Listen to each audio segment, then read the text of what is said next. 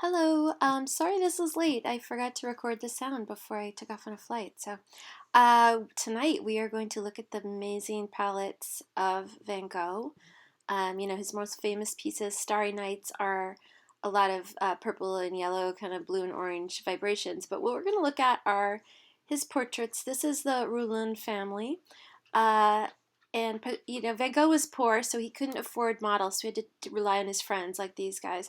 What we're going to look at tonight is how he played over and over with different color combinations, different backgrounds. What happened if he did cool with cool or bright with cool.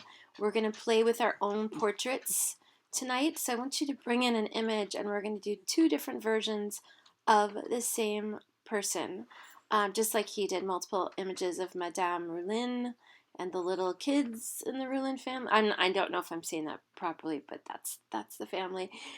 You could also do like Van Gogh did, a self-portrait, two different versions of that. And we're going to be playing with the color of, that's going to be the whole practice. We're not going to worry about getting a perfect face. It's going to be about trying to get a foreground and a background that's interesting. The colors of the face with the colors of the clothing interesting to create a dynamic piece, because he just constantly played around with the same image over and over, experimenting with color. So that's what we're going to do.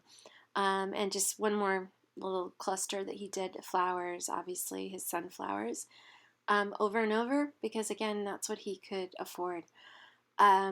But we don't have to just look at him for fun palette ideas. Mark Grotjahn's one of the most famous and wealthiest contemporary painters. And look at his, just over and over and over, his work is just an exploration of color and color relationships. So you could even look for these relationships as inspiration for your figure painting you're going to do tonight. Maybe you want to use these colors. Maybe you want to do just blue and black, or purple, red, and white. Maybe you want to do a variety of yellows, monochromatic. I'm just throwing these artists in for more inspiration. And a Mexican painter named Pedro Coronel, sorry, had amazing palettes. So, and also you could do a silhouette if you wanted as your portrait. You could do a stylized,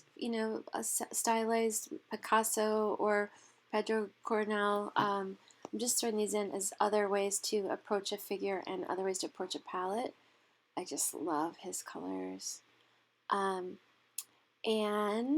we are also going to look at the work of Paul Signac, just because maybe some of you want to try pointillism. He was Thoreau's contemporary, and he got these amazing works to have this energy by putting warm dots next to cool dots. You could try doing that in your portrait if you wanted to.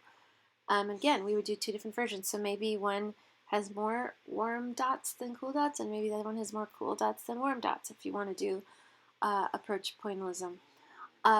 Also, this is a living French painter, and up here, Concompain.